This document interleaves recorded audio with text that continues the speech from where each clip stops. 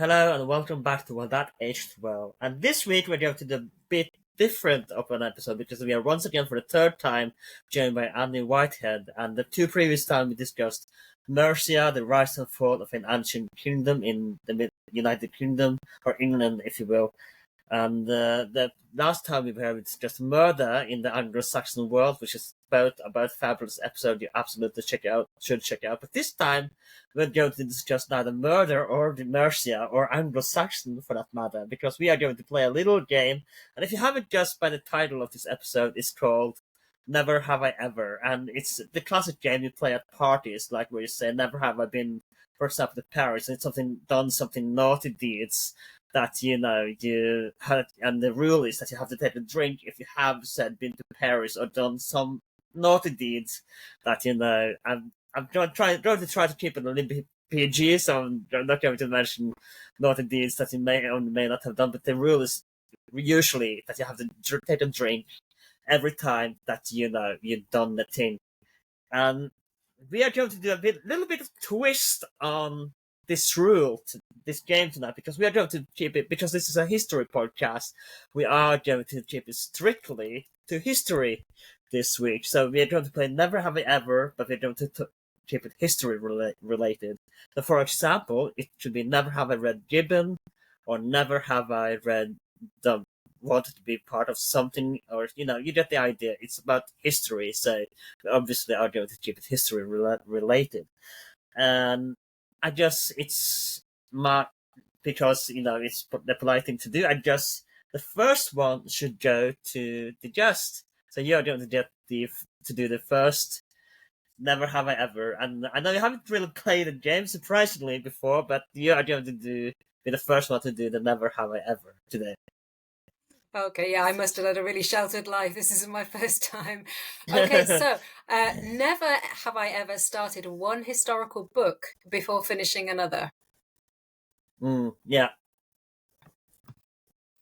So like I asked before we started recording, I guess if you count audiobooks, because I'm not going to jump back to this later in the episode, because I'm a big audiobook guy, so I can listen to like 2-3 audiobooks at the same time. So if audiobook counts, I guess I have. What about you? I don't do audiobooks at all. I have a real problem if I'm just trying to listen to something without being able to see the words. I struggle. So I don't do audiobooks. So I didn't really think about that with that question. I have to be honest.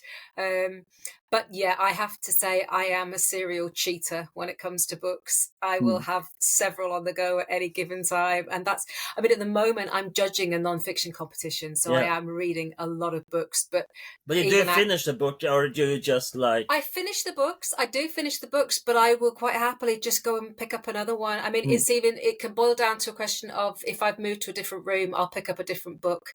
So I'm really unfaithful when it comes to books. I mean, to be fair, when you're judging a competition, I assume you have a lot of books to read, so you may not have time. It will take months to, finish all if you're going to read one at a time. So yeah, I kind of get that you have to read like 2 books at least, maybe 3 even at a time. So I kind of get that. But when it comes to physical books, for me, I always read just one book. But when it comes to audiobooks, I'm kind of choose more freely, because I can listen to 2 or 3 more books at the same time. yeah. So when it comes to audiobooks, I kind of feel like maybe it's a bad idea in general, but that audiobooks are also one of the reasons I'm able to read so many history books at the same time and produce so many episodes that I do, because I read so many books that are reading in quotations, I suppose. I've seen this discussion, and I think it's fair to say if you're listening to an audiobook, then you are reading. It's just reading in a different way, isn't it? I mean, it is, isn't it? Yeah, I mean, a lot of people, in the olden days, who would, before radio and TV, the family would sit around and one person would read to everyone else, and it's kind of the same, that's legitimate. I think so. Yeah. I can't do it. I can't do it because my mind wanders. I can't even listen to radio plays. I have to have something to look at. But I totally get it for those who enjoy it. I think it's fine. I think it's legitimately reading. for me, when I take a walk or work out at the gym, audiobooks for me is just kind of the perfect way to listen and keep concentration going, or when if I play a video game that don't require any sounds, I just put on a muted television and I play the video game that, does, and listen to the audiobook, and then I can have, it's kind of a little bit multitasking, but, it's whenever I take a walk or, play a game or at the gym, it's kind of perfect for me because I listen to music, but not like the gym. I don't really have that long playlist, so for me, audiobooks are much better for me.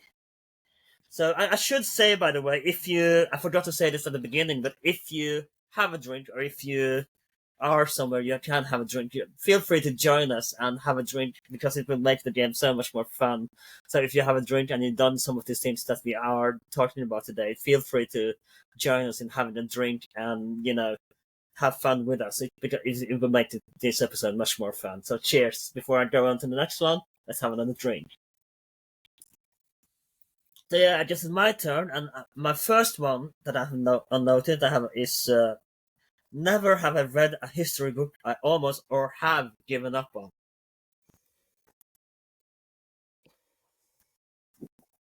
So which one was it for you, or what is it that makes you want to give up on a book or have given up a book for you? Yeah, that, I mean, you feel... I don't want to name names, No, especially at the as a judge of a competition. I need to, but I will say one thing that I never actually, I don't think I've ever not finished a book, but I've been sorely tempted, and I think the reason is that a lot of books for me they start off really well, and then they perhaps don't always do what they say they're going to do. I feel that way, so you get promised, and I think sometimes it's maybe not even deliberate. I think sometimes the publishers, maybe the blurb is a little bit misleading, and you get told what you're going to find out, and then you don't, and you're sort of, I don't know, sometimes 300-400 pages in, and you think, when am I going to get this information?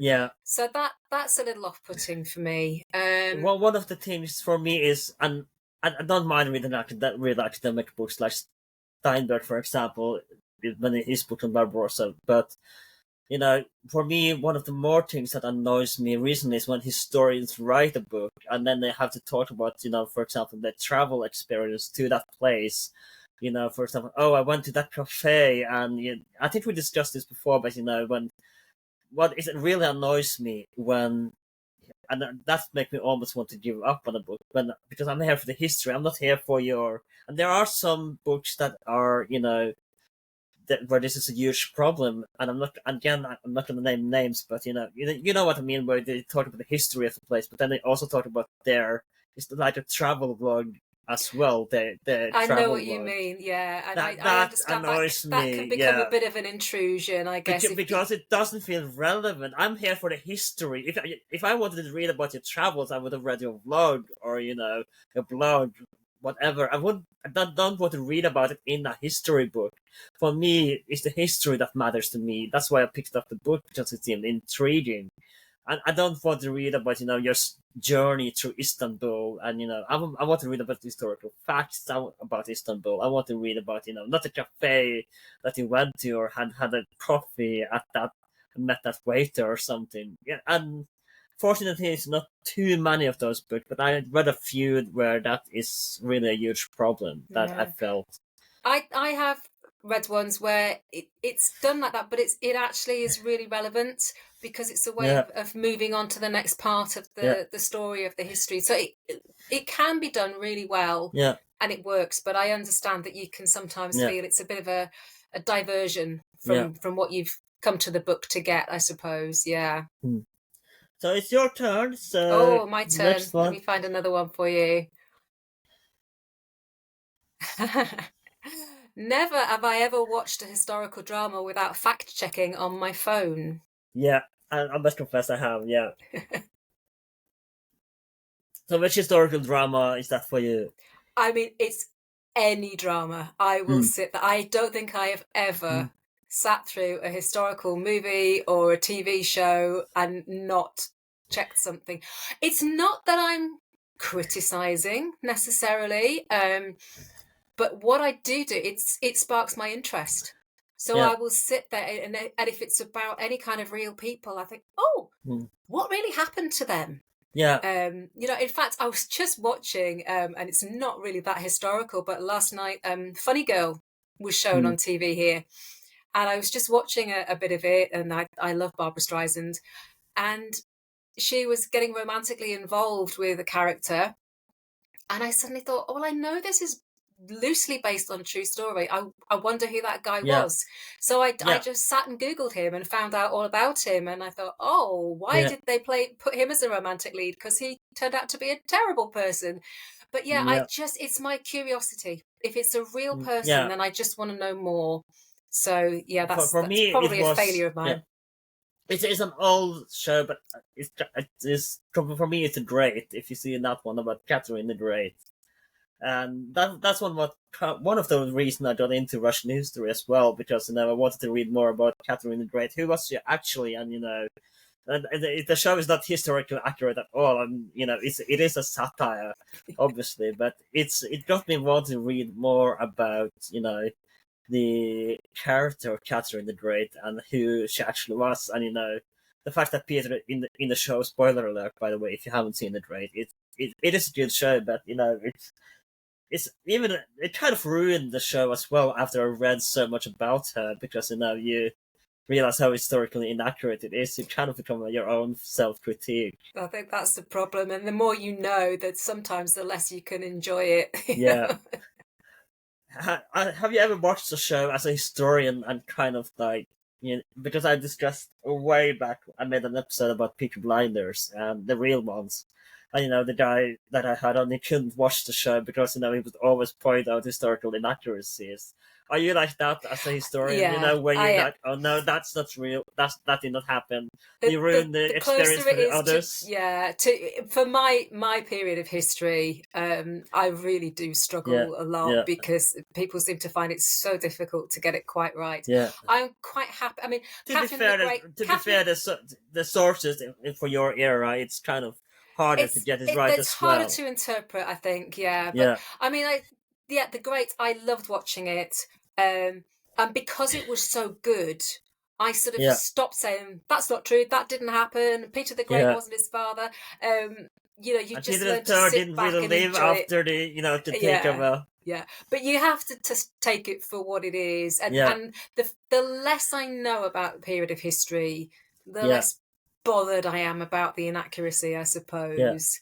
Um, And I think I will come back to this later in this episode, but there is a Norwegian show, and it's on Netflix as well, in English, by the way. They did a so it's called the Norseman. I don't know if you heard about it, but it's a Viking satire, and it's oh, so the good. comedy one. Yeah, I've seen a Yeah, couple of episodes. It is it's so so good, and good. It it's is. hilarious that it's actually so much more historical accurate It than say is. It Vikings. really is. That's the Yeah. funny part. It's both satire and it's also historical accurate. So that's one of the shows I Yeah. really recommend, and I really hope we get another season of that show. But it's one of the shows that is also comedy, but it's also trying to be historical accurate. So that's, for me, it's a brilliant show. Yeah, it is fantastic. Okay, mine is the second one is never have I imagined being a part of a historical event. Like you were there at the moment the thing happened. Do you know If what? you I'm know going what to I cheat mean. here because I'm going to take a drink, but actually, I don't think I ever have. Really? Mm. I've played around with reenactments. Yeah. I am not a fully participating member of a local reenactment group, but I Mm. do go and see them a lot and join in with some of their Mm. sessions. Um, but have I actually ever imagined? Oh, that's difficult because I do see it in my head Yeah. because I write about history. But have I ever imagined myself there? No, I don't think I have. Um, I don't know what I'd do Kind of if like I a did. fly on the wall kind of thing, just Yeah, being. I mean, sometimes I do feel that I can see particular episodes of history really Yeah. clearly, and I have a really strong picture even of how Yeah. the people involved might look and what they were wearing. But um, No, I don't think I ever imagined myself being part of it. It may be because I have a real issue with time Yeah, travel, yeah, because it hurts my head to think about how it can be possible. yeah, Because I just think if you were to go back in history, then you're changing history just by being there, except yeah. you're not changing history because you must always have been there if you can go back. You see, and it just makes my head spin. So, To be honest, I'm kind of geeking out on 1453, so I'm trying to picture myself being in a moment in the Great Siege of Constantinople, just to be there for the climate and the epic, one of the most epic battles in history. So for me, I was kind of imagine being in the moment in 1453 when Constantinople fell. That's one of the events that for me that I personally would have wanted, maybe not participating in, but just being there and watching how it would yeah, I mean, the unfold. thing Even to if I do wouldn't is, be able to, interfere in anything, but just to yeah, see how Constantine actually died in the pub, because no one knows how Constantine no, died, or see what the great cannons of Mehmed II actually looked like, so yeah, for me, one of the things I geek out the most on, and that I dream of seeing is the walls of Constantinople in Istanbul. So, that's one of the things that I kind of imagine being in. It's definitely 1453, the fall of Constantinople. It's just one of such change, main changing events in history that yeah. I've kind of geeked out on. One of the most events that I geeked out on, anyway. I think the trick would be to find somewhere very safe where you could sit and watch what Yeah. was going on. Good luck. Good luck with that. So I guess it's your turn to have the next second one, or fourth one, My I turn. guess. Yeah. Oh, hmm. Never have I regretted asking a question during an interview. Oh yeah, big time. Yeah, I thought like that might be. I threw yeah, that one in yeah, deliberately. yeah, yeah. I figured. Sometimes I feel like, why did I say that? You try to be clever, trying to come up with something clever, and it's something so much better in your head. And sometimes it's, I feel like we are probably all been there. That it sounds better in your head, but then it doesn't come out Yeah. that way. Or I mean, we've been working on it for the weeks, same is but true of answers as well, not just yeah, questions, and afterwards. And because it's so great that podcasts like this is just so popular now, and mm, this is the way a lot of people are getting hold of their history, which I think yeah, is amazing. But afterwards you can sort of kick yourself and think, yeah, oh, I didn't mean that, or oh, I really should have said that, or yeah, oh, I've just thought of 6 other details that I could have given you to that yeah. question, and it's too That late. It's that's me. gone. You Yeah, can't change it. yeah, yeah. That's sometimes I do feel like there are a few times that I have, and I'm gonna confess this on live, that I have re-record episodes once in a while. If I'm not too happy with it, and I do re-record one episodes every once in a while, and it's been better off because of it. But it's sometimes I feel like one stupid question kind of ruined the episode, and I'm so embarrassed by it weeks later, and I just want to get the episode over with. And I feel sorry for the guests that came on. So it's for me. Yeah, I'm the kind of guy that think about things weeks on end afterwards. If I say something stupid, or oh, I shouldn't have said that on the date, or Yeah, maybe if I did this, that would be different. Oh, that's what I should have said. yeah, That's yeah, 1 hour, 2 hours afterwards. Oh, that's a good comeback. That's what I should have said. yeah. You, It you, you, happened you to know, me just the other week. I was giving a talk, and the audience were fantastic. And afterwards, they asked loads of questions, and I answered them all. But then yeah, afterwards, I thought, oh, I missed out a really, really important point. And I was yeah, driving back home thinking, I'm going to message the guy. I know who it was who answered the question. I'm going to message him and tell him. And I thought, don't be stupid. He's gone away. He's forgotten about it. He's not thinking about it. yeah. But I just couldn't forget But about it for I do. ages. Yeah. Yeah, like I'm the same. Especially for, and this is off top, a little bit off topic. But if you've been on a bad date, it's like, yeah. Oh, maybe I should have said that thing instead. That's that should have changed the entire thing, you know. Yeah. And I think it send just the proves that we're episode, human. you know. Yeah, I hope so. So mine is next one is, and I think this is a good one. Never have I disliked a historical character.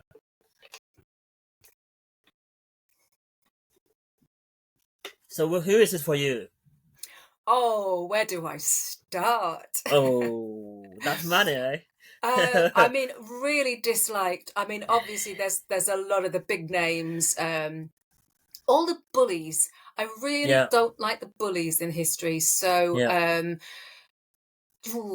quite a few Roman emperors. mm. Napoleon, Stalin, Yeah. Hitler. You I'm know, going to come back. all the big Yeah. hitters.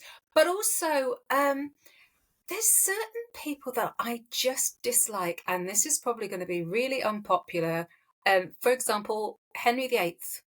Mm. I just I don't don't think that's like the way he unpopular. behaved. Yeah, I think that's rather mainstream now. You know, with all the books, especially from one author, Alison Ware, for example, she writes greatly about him. Who, yeah. you know, And I don't think she is one of those who actually made a lot of people change their mind about Henry VIII, that he wasn't that great of a character at he all. wasn't. I recently read. I mean, I didn't dislike her, but Who? Elizabeth the First Yeah, is not necessarily the great queen that we all imagine, but I don't actually dislike her. yeah, Um, I tell you who somebody I really do dislike, a lot closer to home for me, as mm, it were, historically speaking, William the Conqueror. yeah, Because again, it's these people with a huge sense of entitlement. And you just see it throughout history. And I've been reading a lot, actually, just on a side note, about colonialism, mm, and building empires. And I think I'm just, and obviously I don't want to get too political, but the yeah, news that we just hear constantly at the moment as well, it's just yeah, anybody who has an idea that they have got a perfect right to go into somebody else's country and take their mm-hmm. land. um so yeah, but William the Conqueror, I don't know, he just doesn't seem to have any redeeming features whatsoever. I mean, Really? Edward the First was a pretty awful guy, but he did love his wife. You can Yeah. say that about him, and he was absolutely devastated when she died. So at least he had that working It's in his favour. interesting how many characters in history changed because their wives died. That was the kind of like the whole personality in a way. Yeah. That's how. And for Henry VII, I think is another example of this. Oh, That he yeah. changed when his wife died, and he did rather well, I think, in the first years of his reign. But when his wife died, he changed ultimately for the worse after her Yeah. death. Well, I think that throughout history, I mean, it's an old cliche, but behind Mm, every great man there's a great woman, and yeah. there's a lot that I dislike about that saying. But the marriages were important, and some of the wives just sat in the background. Some of them happy to do so, some not so happy to do so. But you have to think that, like, being king is like any job. You need somebody there at the end of the day to go Yeah. home and offload your troubles. And To yeah, be that fair, as a king, you had mistresses as well. well, So that's true. Yeah, I don't, but Henry VII didn't, as far as I'm aware. And that marriage, there was no guarantee that it was going to be successful, because it was a political marriage, and it was designed to sort of stop the wars and in the fighting, the Wars of the Roses, as it became known. But I think they did genuinely develop a deep and abiding affection for each other. And I get the impression he was absolutely devastated by her death. yeah, So so yeah. I don't have as many characters as you have, but I'm going to mention one. For me, that is Lenin. I really don't like, and I'm sure there are going to be a few Marxists that are going to come after me in the comment section on YouTube for this, but I don't really like Lenin that much. I mean, Stalin's obviously way worse, but I feel he's too much of a hypocrite for me to, I don't feel he's proper proletarian, because he kind of came from, and I do forgive me, I don't have the exact facts right in front of me, but I've been thinking about this a while, and I'd probably get some stuff wrong, but he was a lawyer, and he was an elitist from my point of view, and he wanted a you know I don't remember how the word is, but he wanted a government of elitists for the proletariat, and he kind of disliked, from my understanding, the proletarian point of view. So for me, one of the few characters that I don't like it's gotta be Lenin. I don't get why he's so popular, and it's just, for me, he's kind of a hypocrite. I'm not going to go too much in details because I don't have too much fact on him. If there's one guy I like, it's Trotsky more than Lenin, and I'm sure there's probably going to be people coming after me for this, but yeah, Lenin is one big one for me. I don't really like him at all as a historical character. Yeah, I mean, again, I have recently read a very good book about that period Yeah, in Russian history. When everything was sort of in a state of chaos, and these characters were appearing. But yeah, I don't think I could argue with you. I don't think Lenin is terribly attractive as a person, and I think mm, you're right. I think there was a level of hypocrisy there that. Um, I mean, he probably wasn't alone in that, but it was yeah. a bit of a, not so much we're all in this together, but we have new ideas for you lot. It was that kind of Yeah. thing. So yeah, I won't argue with you on that one. So I think you're the next one to have the The next next one, Never am Have I? I Let's have a Ever. look. Oh, never have I argued a historical point on social media. Actually, I don't think you have, so I can't really drink on that one. No, I can't either. Yeah, Genuinely, I yeah. haven't. I try I to try to avoid it. avoid those. Yeah, Yeah, I think because it's I always think you can't argue into getting someone to agree with you. yeah. Um, I always So try you to so be you nice. follow fake history hunters on Twitter, I Yes, assume. yes, I And do. you see how the people react when she comment on fact check them, how they really Yeah, deny yeah, everything that she says. And one of the big issues is that, oh, people didn't have clean and clear, what didn't bathe in the Middle Ages, they didn't have soap in the Middle Ages, and when she called them out of that bullshit, and then how they keep denying, even though she's given sources of the actual fact basis where she get the references from. That's one of the reasons that's right, because you can't argue with the people, no, when they no, first made a and made a mind up. it doesn't do any good to argue with people, and everything just gets so heated. And I think because you've got that remove, you're not in Yeah, the room with someone, so sort of courtesy and good manners can go yeah, flying out the window sometimes. If yeah, somebody takes an issue with something that I've said, because I do post a lot, and they're telling me something, and I feel, or I maybe even know that they're perhaps not quite right, I would just say, could you give me your sources? I'd like to read yeah, more about that. And and it's they it's can't. my kind of way of well, I like to diffuse a situation, and Yeah, but by all means, I mean, it may be that there's something that I haven't read. It may not be yeah, true, but I'd also like to read the stuff that's out there that isn't true, just to yeah, be better informed. So I always tend to sort of bat it back with a question of my own and say, oh, please, yeah, can you tell me more about it? Because yeah. I don't like confrontation. I don't like No, angriness. and really, you can't argue with these people either. Once No. they made a mind up, you can't really argue and change their minds. Yeah. It's We, very delicate when we live so yeah, much of our lives online, and yeah. there's so much out there, and Our whole there's a personality kind of evolves around yeah, online. it absolutely does. And there's so much more history it's more accessible than it used Yeah, to be, and there's so many more and with the sources, but they're AI not thing all coming out, reliable. it's you know. So speaking of changing your mind, my next one is I just never have I lost respect for a historical character as I read more about him or her. So if I may start, you mentioned Napoleon earlier, and I recently read or I'm currently on the final book of Michael Brower's 3-volume biography of Napoleon, and he is one of those that I admired how he came to power and how he.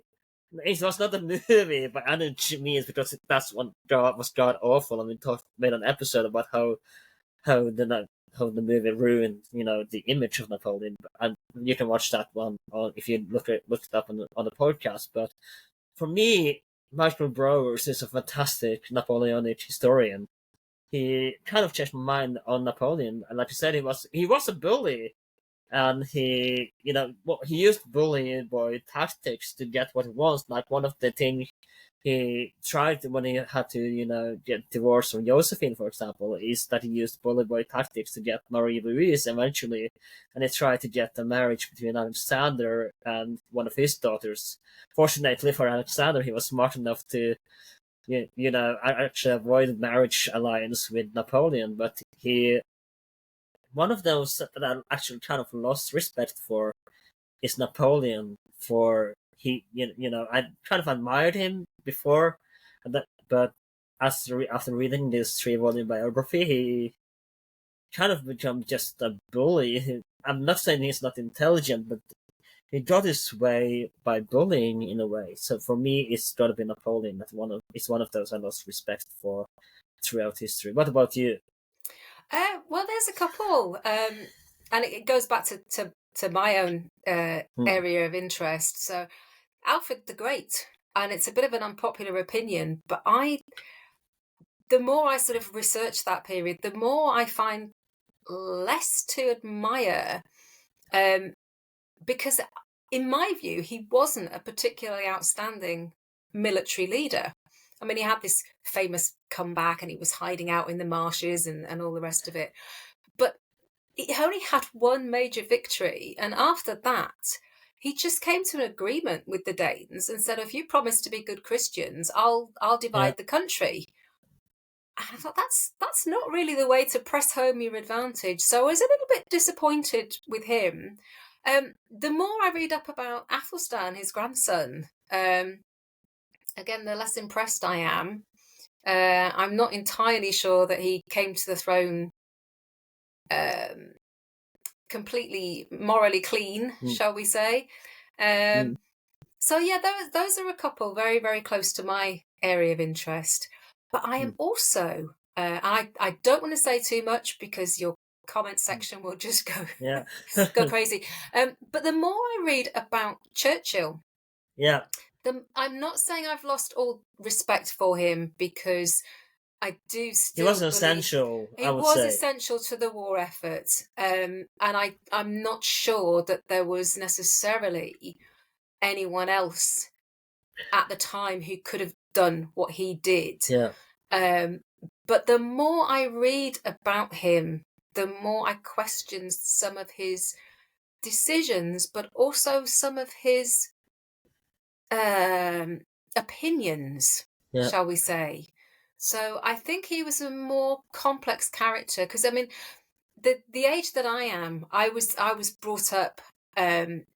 The only story we ever got throughout my schooling was that Churchill was a great man. He'd been a hero in his younger life, you don't read and then about the famine in India or yeah, that's the thing. But we weren't taught that. Churchill was our hero. yeah, He was, he saved the world. Without him, we wouldn't have won the war. It was that kind of narrative, and it's only more recently that I've started to read books that yeah, just maybe question or give a bit of nuance to the character and some of the decisions yeah, and some of the opinions that he held. And I yeah. I do fully intend to read more, because I'd like to find out more. But yeah, he's not the hero that I grew up with necessarily. I think Yeah. that's the thing. I wouldn't call him to necessarily say that I admired him or in any way or had much respect for him, but Woodrow Wilson is one of those that I definitely lost respect for, because he was kind. Barbara Tuchman did have a excellent analysis, because he was, in a way, he was. I wouldn't say, I mean, it's way too far to say that he was kind of like Kaiser Wilhelm first, so sorry, second, or and of the other authoritarian, but he was surrounded by yes men, and he didn't have anyone there defy him. He was the racist. And when you read more about his history of that era, you realize that the 14 points, it's kind of the hypocrisy again, the hypocrisy of the 14 points. For example, the idea of self determination. it's clear that it was just meant for European countries that were allowed, and Ukraine wasn't even a part of the idea that they did deserve self-determination, that they weren't worthy of self-determination, in a way. So it's Woodrow Wilson is one of those, and especially when it comes to the Middle East, and the idea that it was a war without any territorial gain. It's clear again that self-determination wasn't part of the colonial Middle East, like Palestine or Egypt or the other. I'm sorry, I have a little bit of brain freeze, but the other colonies that France took over, and so the hypocrisy of the 14 points, and Woodrow Wilson is definitely one character that I personally have kind of lost respect for after reading more about this period as well. Do you have anything to add for that before we move on? No, I can't disagree with any of that. Yeah. No. So it's your turn for the next one. Is it my turn? Oh, right, okay. Well, I touched on this earlier. Never have I understood the modern obsession with the Tudors. Yeah. I mean, I kind of understand it in a way. So just I can't drink to it. I don't drink anyway because it's Friday when we're recording this. So, so not that I don't understand, but it's because it's Friday. I'm going to have a drink anyway. But I can understand what people like the Tudors. It just is the drama of from, like you said, from mainly Henry VIII or Elizabeth I, who's the Virgin Queen, or Mary Tudor, who became the Bloody Mary, famously. Yeah. And it's I'm currently reading Alison again, the sixth wife of Henry VIII, and I can see and Thomas Cromwell on top of that, so there's a lot of things going on in the Tudor period. Not that they were good kings. There is, but what I find fascinating is, I mean, quite often, because obviously the Anglo-Saxon era is my thing, and I often talk about Athelflaed, Lady of the Mercians, and one of the unique things about her was that she was actually succeeded by her daughter, and I often say, a woman succeeded a woman ruler. That didn't happen again in England until Tudor times, and this was Mary I being succeeded by Elizabeth. And what we never talk about with Mary I is that she was the first Queen of England. Yeah.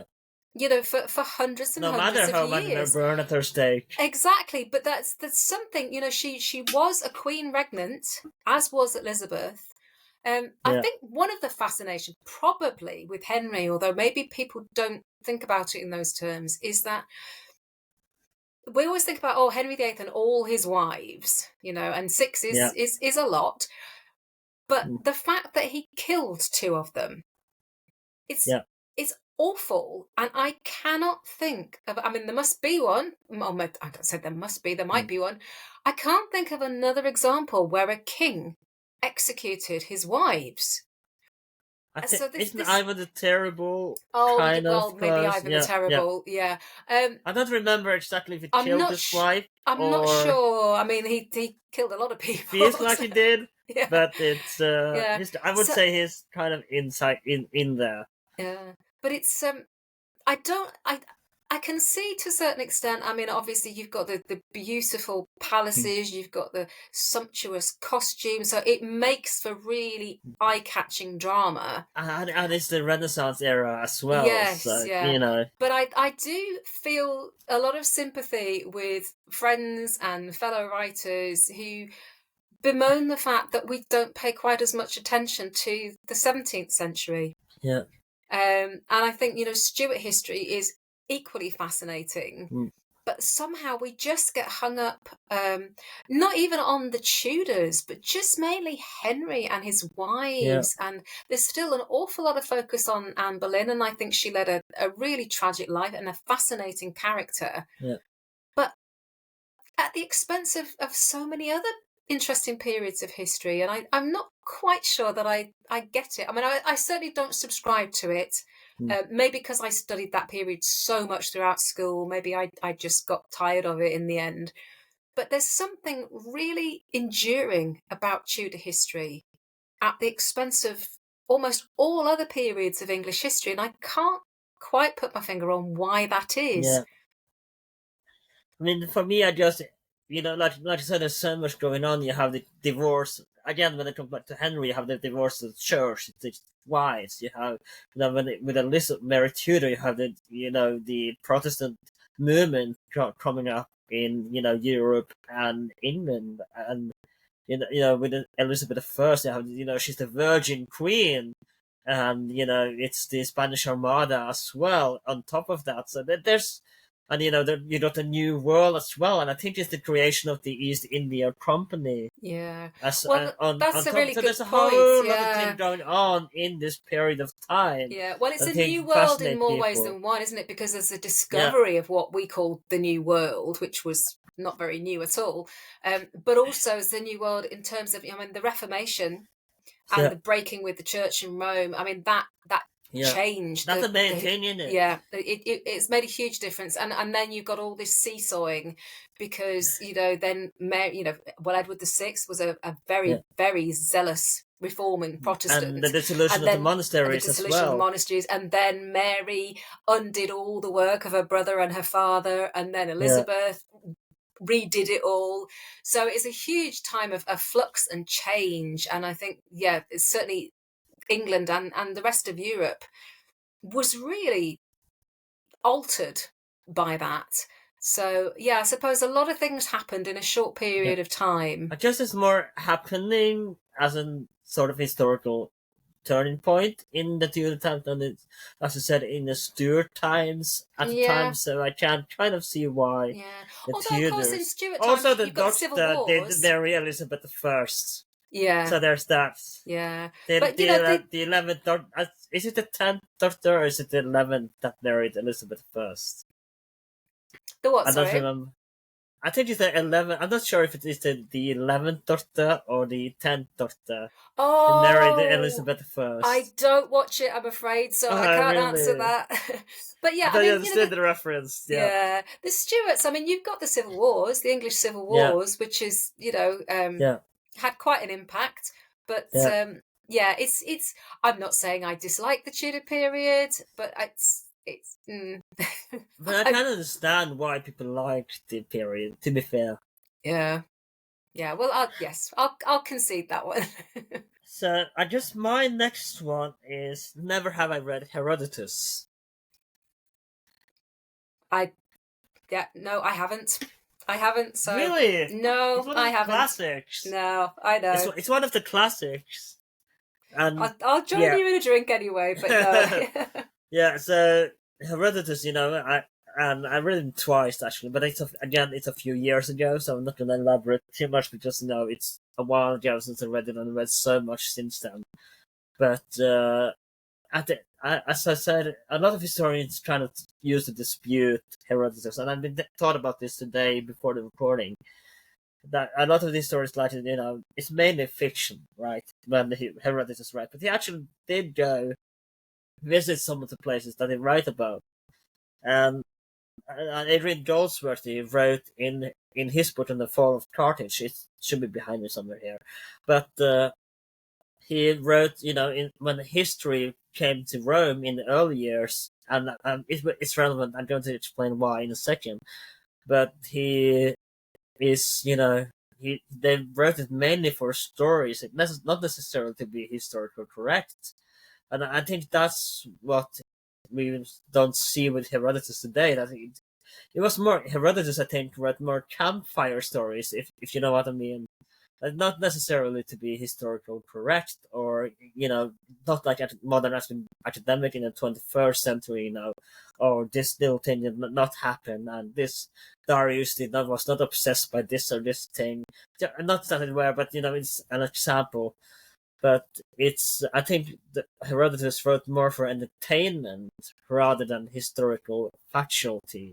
I think that's what we should look at it, and I would definitely read it. So Herodotus is one of those I think that is, well, modern historians should dispute Herodotus as a historical source.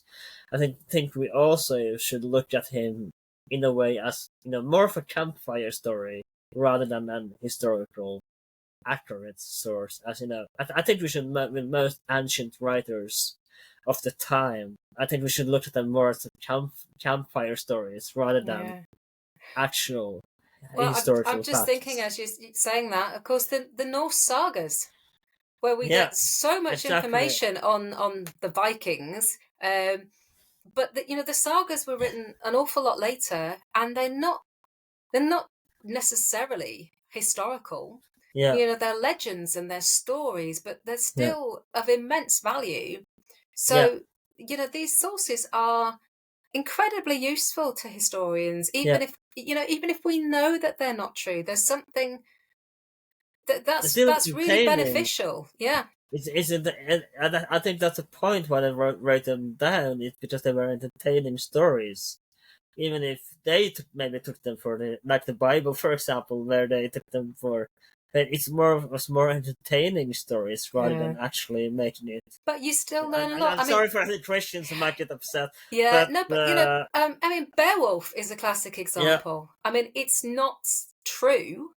Yeah. But we learn so much about that society from reading it that it's still of immense value. So, and that was exactly what you say. It's a campfire story. Literally, you sit around the fire and somebody tells you, the story of Beowulf. Yeah. And it's great entertainment at the time, but it's really, really valuable resource for later and the historians. fact that it still survive to this day. And even if historians dispute some of the stories, I think they should look at it more as, like we said, campfire stories rather than. Well, at the very least, it tells source. us what people at that time wanted to hear. Yeah. And that in itself is useful. Yeah. So I think you're the next one. Is it my turn? May. Oh, yeah. Never have I read the whole of the Lord of the Rings. Oh, yeah, I have. Actually, I have. You haven't? I haven't read the whole of it. Really? No. Really? No. I heard it on audiobook, and it was Andy Serkis, the guy who played Gollum, narrated. So it was a must. Obviously, it was a must. Lord of the Rings it was just beautiful. Yeah, it's one of those things where I read more about it than I read of it. I read The Hobbit as a child. Well, I had it read to me, and I read it to my own kids. And then I tried to read The Lord of the Rings, I think when I was too young, and it kind of put me off. And then life got in the way and the films came out, and I think the films were fantastic. And I did try and go back to it a couple of times. Again, it's fascinating how much of the period that I am interested in is there. And I absolutely love all the themes and the imagery, but I haven't actually read all of it. I do intend to put that right at some point. One of the things that annoyed me with the Lord of the Rings in the book is Tom Bombadil. He is one, but I'd rather remember that it was mainly at the time written for kids and not for people my age necessarily. But it's the books actually kind of gave me a bigger appreciation for the movies. I know people dislike the movies because there's a lot of things not happening in the book. Well, Tom Bombadil's not there for a start. Yeah. But he's one of the guys that I could do fine without because he was so annoying with his singing to me that it's one of those that I'd rather do without. And it's a few months since I read the book now, but it's like there were a few things I can have a greater appreciation for the movies now. Yeah, it is something that I feel quite guilty about because I do read an awful lot about Tolkien and his life, and obviously there's a lot of Anglo-Saxon and Viking history all sort of in there. I mean, even some of the names, they sound so Anglo-Saxon. I mean, and some of the characters, they are real Anglo-Saxon names, like Éomer. Isn't the Shire kind of inspired by? There's so much. I mean, I have read that an awful lot of it was inspired by his experiences of the First World War. Yeah, and you can kind of see that. But yeah, I mean, the Aemma is a real Anglo-Saxon name, Yeah. and Aragorn isn't, but it sounds as if it should be. I always think when I read about Aragon, I always in the historical period and the country, little country in Spain, I always think about Aragon. Oh, Aragon. Yeah. When I read about the country, I always think about Aragon from Lord of the Rings, because it's so similar. But my next one, but what there is also, I don't remember which battle it was. Maybe someone in the comment section or wherever can correct me on this. But there is one battle that is, I think it is Helm's Deep. I think that is inspired by the 1453 event in the book that I don't know if you've seen the movies. Have you seen the movies or have you? The Battle of Helm's Deep in the movie, yeah, and it's a really long siege, isn't it? All takes place at night, and they're trying to breach the walls.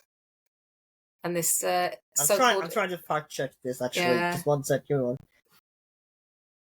Just give me 1 second. It's according to Google, it is the Battle of Pelennor Fields. Oh, it's inspired by the 1453 event. Yeah, I don't remember that one, but at the moment, but there are. I don't think you see that one in the film. I think you see the aftermath. I could be wrong, but I think you just see the aftermath of that battle. I'm not sure. But speaking of historical inspiration, and have you seen Game of Thrones as well or read the books? I haven't read the books. I watched the show. Yeah. So what do you think about the inspiration? Because it's a little bit off topic, but Game of Thrones is obviously inspired by the War of the Roses, and if you look at the map of Westeros, you kind of can. Again, I did an episode about this a few years ago where we talk about real events that inspired Game of Thrones, but you can kind of see that the map of Westeros is inspired by Britain as a map. So what do you think about the historical inspirations taking place in Game of Thrones? I was surprised when the show first aired, because I thought that I could see a lot more parallels again with Anglo-Saxon England, with the North, the big kingdom of Northumbria, and then the Mercians in the West Midlands, and they're always fighting each other. And then when I read that it was based on the Wars of the Roses, I was a little bit surprised, because it wasn't instantly recognisable to me. Unless you read about it. No, and I think that's good, because you can't sit and watch it and think, oh yeah, that character's based on so and so, or that character. What he's done is he's looked at history. In your face. Yeah, that way. Exactly, and it's a very original story. For all that's supposedly inspired by true events, it doesn't feel like it's just retelling that story. So I mean, I haven't read the books. I watched the show. And the Red Wedding. I think it's the Red Wedding. The Red Wedding.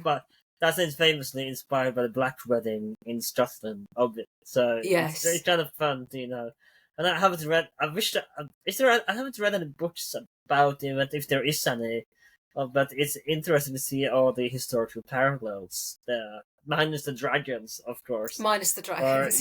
Or the magic that goes on, or White Walkers. But also it's obvious that I'm sorry for getting off topic a little bit, but it's also interesting that the war in Westeros is kind of inspired by Hadrian's Wall. I think that's a more obvious one, perhaps. Yeah. Although it's quite a bit bigger than Hadrian's Wall ever was, I think. Yeah.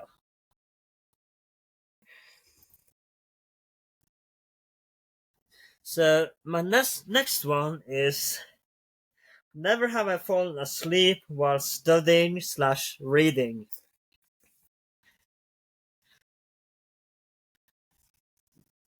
I mean, I haven't really fallen asleep, but I just dozing off kind of count, I suppose. Like, you almost close your eyes and you feel real tired. Like, yeah. Reading late at night, that does it. But I have actually fallen asleep on my computer keyboard before now.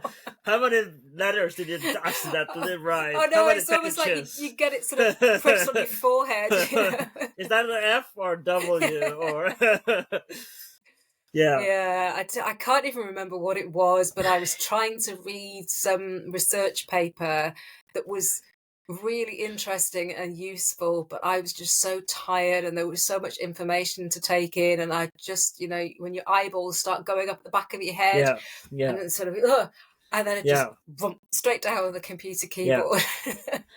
So I'm kind of like, so as we do now, I'm kind of, especially in the weekends, I kind of like to have a beer, and I don't drink to get drunk necessarily, but I drink to have, because it's the weekend and I like to have a drink when I read, to more enjoy myself. Not that I necessarily focus more, but it's more for the enjoyment of it, not to get drunk. But Yeah. sometimes if it's late, and I have a bit OCD maybe, so I have to finish when like I have to read at least 10 pages maybe, or before I finish the book. So I have to finish, and sometimes I can get like real tired, or even if it's late at night, I can get real tired and just like just suddenly wake up and just almost doze off, and then just like I think that happened to me yesterday when I was home and I was reading a little bit late because I'm trying to finish this book that I'm reading, and I was just like almost dozing off, and then I was suddenly, oh yeah, I have to finish reading because it annoys me when I don't finish where I want to finish, and it's just take longer for me the next day. So it's a bit OCD. I have to finish when I want to finish the book, if you know what I mean, on that page or that Yeah. that chapter. So for me, it's. So for me, I kind of have, then, but are you the same? Do you feel like you have a little bit OCD when you have to finish the It's not book so much or that, but I just research? sort of like, I don't like to finish in the middle of a chapter. Yeah. I was always like, oh, I'll see how many more pages there are till the end of the For me, it's chapter. more about the page than the chapter or how many hours I have left on this audiobook. Yeah. For Well, example. again, audiobooks Yeah. I don't do, so I don't know how I'd be with that. But yeah, guarantee if I take a book and sit out in the sunshine in the garden, within Yeah. 5 minutes I'll be asleep. Yeah. And also, it depends on the weather. Like, if it's really hot, you can get really tired if you sit outside Yeah. and not enough. So I think it's your turn next time. Okay, let's have a look. See. Oh, never have I held an unpopular opinion about a historical movie. Oh, I mean, I definitely have, but I think in a good I'm trying to way. think. Yeah, I'm going to drink anyway because like you said, it's Friday when we recorded this. So, So I'll tell you the one uh, I have in mind, yeah, and it's a really, really unpopular opinion, yeah. and I have been shouted down for it so many times, but I absolutely love the movie Braveheart. Ah, really? And I know that historically it's a load of rubbish, Yeah, but it got so many people interested in Scottish history. yeah, And I just think it is an absolutely brilliant film. yeah, If you accept that most of the history is wrong, but you do learn certain things, and one of my daughters watched it when she was probably a little bit too young to watch it, but she remembered. She said, "Succeeded at Stirling, failed at Falkirk," and I thought, well, that's a really good way to remember it. yeah, I think the basics were right. Obviously, there was so much wrong with it, but I went to see it in the cinema and I thought, for a depiction of what it must have really been like to be in a battle during that yeah, period, I think they absolutely nailed it. mm, I thought it was visually stunning. I think they got the atmosphere right. The soundtrack was brilliant. And I just absolutely loved it. And sometimes I do think you can sometimes, I mean, I know they took it to extremes, but I think sometimes when you're writing not non-fiction but yeah, historical fiction, you can almost let the history get in the way of a story, yeah, and you must always think about telling a brilliant story, and that's what they did. I yeah, know it's a load of hokum, it's not true, but it was just a brilliant film, and I take it for what it is, which is it's a film, it's not a history lesson. Yeah. And I just absolutely loved it, but it's a very unpopular opinion. I'm fully aware of that. To be fair, I haven't seen the uncut version because I found there is a director's cut somewhere. I think I've just seen the raw version, but for me, it's gotta be Kingdom of Heaven. I can actually Oh, really enjoy that movie, even though yeah, it has its flaws. Like there's a lot of flaws out there, and I'm glad to make. And I can't say after Napoleon that I'm a big fan of Ridley Scott anymore, but he should stay away from his history movies, to put it that way. But yeah. No, for Kingdom of me, Heaven was Kingdom of really Heaven good. is Yeah, one of that. And I think we gotta take it in context of it. I read a little bit about it, and we gotta take it in the context of the time it was written, because it wasn't written made too long after 9/11, right? When there was huge Islamophobia oh, going of on, course, yeah. and there, it's 9/11 haven't happened recently. And then again, I gotta look up when it was made. Just give me 1 second. Release. Just one Jimmy. Okay, so it was made in 2005, so just a few years after Yeah, 9/11, right? And it was still, a lot of Islamophobia going on. And there still is, but it's not as much as back then. But there is, you'd rather take and what Ridley Scott tries to do with the Crusades, even though there are villains on both sides, to put it that way, and there's a lot of misrepresentation in the movie. I think the movie still is kind of enjoyable in my way. Maybe if you're drunk, but yeah. No, I fully agree. I but enjoyed it. they're like I don't remember the main character's name, but I think Oh, I how he became an expert swordsman after just 5 minutes training. It's rather ridiculous, and there's a lot of ridiculous things in the movie. But it got me interested in some characters like Bob the Fourth, for example. It got me interested in him, and there is one scene there that is actually based on true events where Saladin gives up water to the one guy, and I don't remember the exact context because I've been drinking a little bit tonight. But there is the Saladin scene. I think is rather actually inspired by a real event. So where he hands out the water. So there is some of these moments. The movie has its moments, but that's one of the movies I think it's when you take it into historical context of the time it was made. I think it's kind of an enjoyable film for me. Yeah, no, I agree. So I guess I should take the last one before we call it tonight, and let me just find my last note here, and that is oh yeah, it's almost similar, but never have I been let down by a historical movie. Oh, Which one was it for you? oh, so many, so many. Where do you start? Where to start?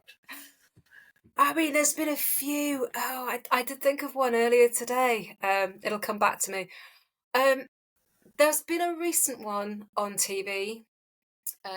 Not a movie, but a series, and it was, I think, called Mary and George. And Never heard of it. it was about George Villiers, Duke of Buckingham, who was one of James the First Yeah, and Sixth yeah. favourites. Um, There's a recent book about him as well that came out yeah, fairly well, recently. there's been a couple. But yeah, the book about George Villiers particularly is called Scapegoat. Yeah, that's the one. Yeah, Yeah, that's the one. Yeah, I read it in yeah, March. Yeah, yeah. I again, you just have to take it as a drama and not yeah, historically accurate. One that really did disappoint me was, I think it was called The Northman. yeah. It was the not a Viking drama, but it was set. I can't even remember who was in it now, and the trailers looked really good, and it looked as if, oh, Anya Taylor-Joy was in it. I do remember Hmm. that. Um, the story just went a bit strange for me. I haven't seen that movie yet because it It, actually kind of was. the trailer didn't make it look too appealing to me, to be honest. Yeah, it was. For me, it didn't really live up to its promise, and I was really, really hopeful because, again, quite near my period of interest, but it just got very strange, and it just became kind of like a revenge movie, which is fine, but a lot of the decisions that the characters made were out of character, and it just, the whole thing just didn't sort of gel for me properly, so that was a disappointment. I'm trying to think what else. For me, it was Napoleon. I haven't seen Napoleon, and from everything I've read about it, I don't think I need to bother. I think I would be so disappointed. Again, we made an episode about why you shouldn't watch Napoleon in the first place, and it's so bad. I was a little bit terrible. disappointed. And like how did he screw up a life that Napoleon had? Like he's had this epic life, and again I said earlier that I was kind of lost a little bit of respect for him, but he had an epic life. There is so many events going on, and how do you screw that up by making it so historical inaccurate? I mean, again, Ridley Scott is a given that is going to be historical inaccurate, but still, how do you screw it up so badly that it's this whole new level of badness going on? I didn't rush out to see it because the reviews weren't great, and I haven't seen it yet. If it comes on the TV, I might sit and watch. There's a director cut out there, but I haven't bothered because it was so bad. It's one of those that has the bad taste in my mouth, and one of the, I'm sure you've seen the interview Ridley Scott gave to Jon Snow, where he's like, "Have you been there?" And where he says, only the 3 first books written about said historical event, are worth reading, and no. Actually, I find the opposite is true. The further away you come from the timeline, the less biased you are going to be as a historian. When the first books are going to try to glorify or villainize the person, depending on. But as you go further generations, historians, you need distance to get perspective. I think. I mean, that's not to say that there are there some isn't bias, but of current events, and not trying to be political, but again, some current events that are easy to depict, but when it comes to especially some events in the past, not necessarily the 3 first books are only worth reading. You have to get some distance again to try to get a accurate historical depiction of the events. So I think for me, it just didn't put a bad taste in my mouth, and I lost respect for Ridley Scott as a director because Gladiator was amazing movie. Well, I watched Gladiator 2 recently, and I was really disappointed with that. Yeah, I haven't seen it, and then across the trailer looked so bad. And after Napoleon, I didn't I didn't really want to see it, So it's one of those. Yeah, that's one of the biggest letdowns for me. But is there anyone that you actually were surprised by when you saw a movie? To put it that way. Oh, let me think. I don't think so, because I normally assume that I am going to be disappointed. Yeah. And there's always something. I mean, the recent one about Mary Queen of Scots was great, but the costumes were all wrong. I always joke the biggest. When they talked about Elizabeth the first scene, was it when Margot Robbie, was it the Mary Queen of Scots when Margot Robbie played? Yes, it was. Yeah. I always joked that the biggest, the most unrealistic thing is believing that Margot Robbie is a virgin. I think that's one of the most unrealistic things in the movie. But in the Kate Blanchett films about Elizabeth, and I can't remember the titles of them, but there were two. Was Elizabeth the Golden Age was one of them, and Yeah, they very much made out that she definitely wasn't a virgin, that she had yeah, had a sexual relationship with Dudley. I didn't yeah, enjoy those films particularly. I thought the acting performances were great, but the scenery was all wrong because they had Elizabeth stomping about in castle vaults. And yeah, the thing about the Tudors was that they lived in smaller rooms with the beautiful wood paneling, and it yeah, was much more intimate. So for me, the scenery, the settings yeah, were wrong on those films. Even though I thought Kate Blanchett was brilliant, yeah. but it just didn't look quite right for me. But And again, going back to the Great, after reading so much about Catherine the Great, it kind of ruined the show for me. You know that I kind of couldn't watch it again. Not that it's bad in any way, but I just it was hard to watch when I knew so much historical accuracy, inaccuracies. And again, I know it's satire and everything, but yeah, again reading so much about the history of her, and it kind of and the show for that matter kind of ruined it for me. yeah, it was again. I think the costumes and the settings were spot on. I think Yeah, it gave you a really, really good picture of yeah, what life in the Russian court was like at that yeah, time.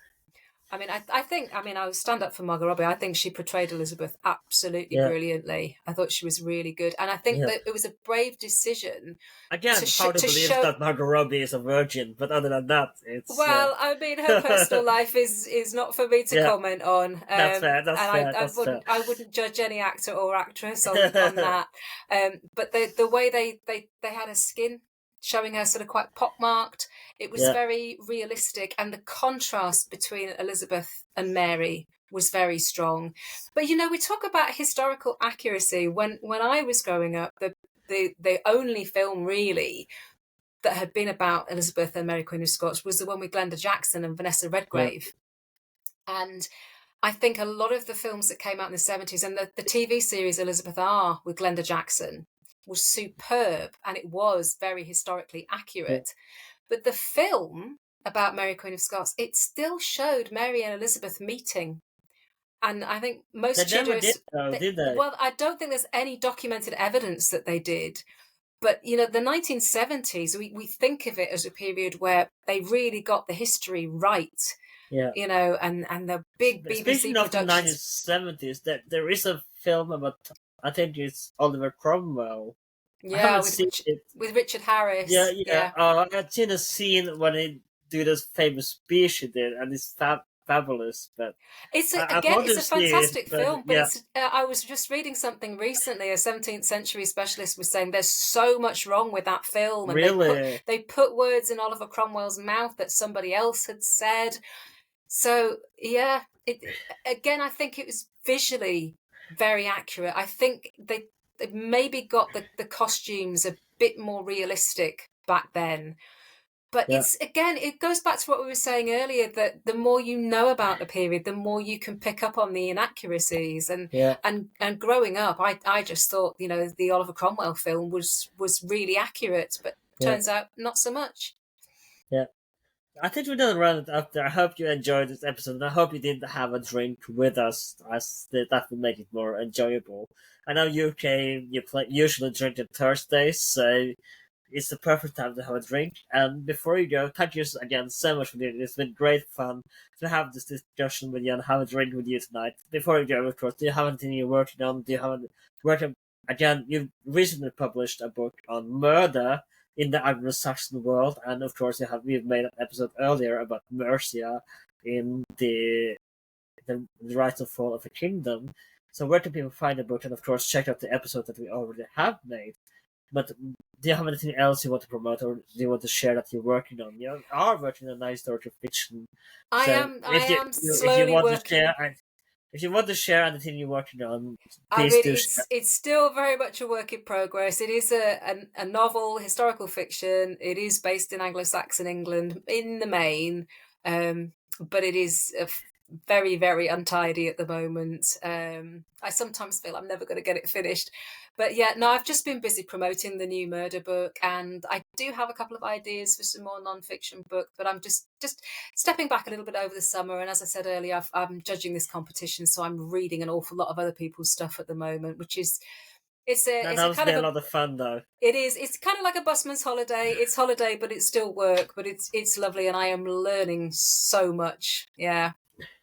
Is there any period of without revealing too much? Is there any period you find of the books you're reading that you find more fascinating than others? Um, Not so much that I find more fascinating, but I'm reading an awful lot about things I would never have read about. Different periods, different areas of the world. And what's great about the historical non-fiction market at the moment is that people are coming up with really inventive ways Mm. of telling history and finding new stories to tell. So I am learning such a huge amount.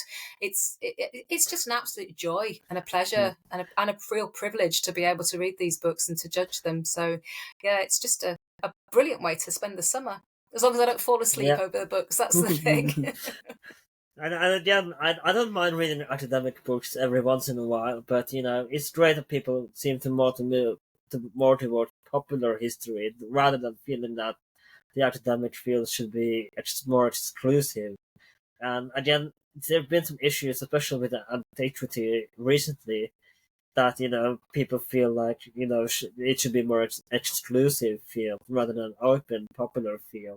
So it's great to hear that people are trying to be more, they feel and intrigue people into history. So that's fantastic to hear, that people are trying to move more away from my understanding, that they are trying to move into the more popular history rather than the Yeah. academic I history. mean, it is, but there's also some books that are coming through on topics that you would never have Yeah, imagined and that you know nothing about, and really, really well and researched. that's the books that I love to Yeah, read. so well researched, but really readable and accessible, Yeah, and it's just fantastic. It really is. It's a thriving genre at the moment, and yeah. long may it remain so. And I think it will be so for at least 100, especially with what's going on in these days. I think it will be for at least 3 centuries. I think this era will be definitely its own research era for future historians to read. So I think it will be, history is not dead, as the history has not come to an end, as the famous saying goes. So Indeed, indeed. so here's hoping it will come to a lot more in the future. And I think we don't round it up there. Thank you again so much for coming. It's been a great pleasure to have you on. Oh, And it's I been a really enjoyed this fantastic evening. conversation. Such a great idea. Yeah, Thank you. thank you again so much for coming on. Before you go, of course, do you have any social media you want to share or anything else? Like Oh, you said, yeah. you're working on that at the moment, or you want to share links in the description or Yeah. anything else? I think probably the quickest way, if you go to my website, which is anniewhiteheadauthor.co.uk, and you can find out all about me, what I've been up to, and all my social media links are on the website. Thank you again, and so much for coming on. This has been with That H12. We are available on social media on Blue Sky, Twitter, under with That H12, or Instagram with That H12. You can find us on Spotify, Apple Podcasts, YouTube, or wherever you can find podcasts these 2 days. And of course, if you are on Spotify, you can leave a 5-star review. That would be very nice. Or you can also leave a comment. If you're on Apple Podcasts, you can leave a review. Also, then if you're on YouTube, you can like, share, and subscribe, and leave a comment. My name is Alan. This has been Without H12, and I'll see you next time.